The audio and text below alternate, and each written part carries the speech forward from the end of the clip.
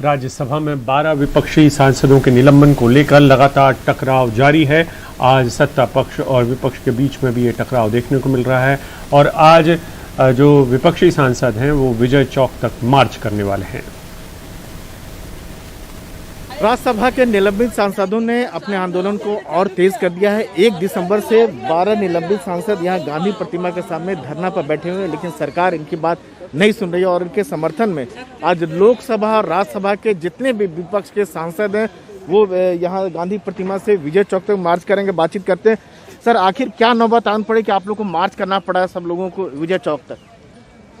ये बहरी गूंगी सरकार जो है ये संविधान की, कानून की, प्रजातंत्र की हत्या कर रही है और ब्लेम जो है विपक्ष के सांसदों पर लगा रही है, जिसके आधार पर सांसदों को निलंबित किया गया है। वही हुआ कि उल्टा चोर कोतवाल को डांटे।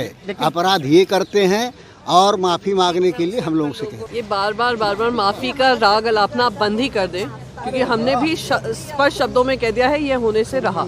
ये बार डेस्परेटली बार जनता के सामने रख रहे हैं कि हम तो कह रहे हैं माफ़ी मांग लो, क्योंकि देश की जनता भी समझ रही है कि जो काम किया है वो असंवैधानिक है और प्रजातंत्र के उसूलों के खिलाफ है। तो अपना रिकॉर्डेड टेप अब बंद कर दें। सुनिए, उनको 303 मिला ना 19 साल पे, तो ये 303 का एरोगेंस है, 303 का घमंड है, उनका मेजॉरिटी की घमंड।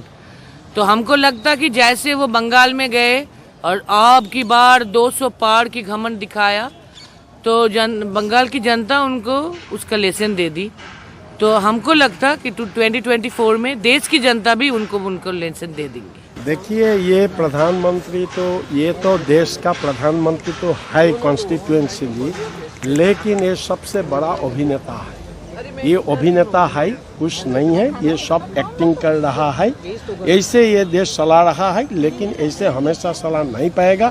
उनका उल्टी गिनती शुरू हो गया है और 2024 तक उसको रुकना है। उसका धमक सब खत्म हो जाएगा। ये थे रुपिन बेरा, जितने विपक्षी सांसद हैं यहाँ से मार्च करेंगे और उनका ये कि सरकार जो है गूंगी बहरी सरकार है, इनकी बात नहीं सुने, माफी तो किसी हाल में नहीं मानेंगे।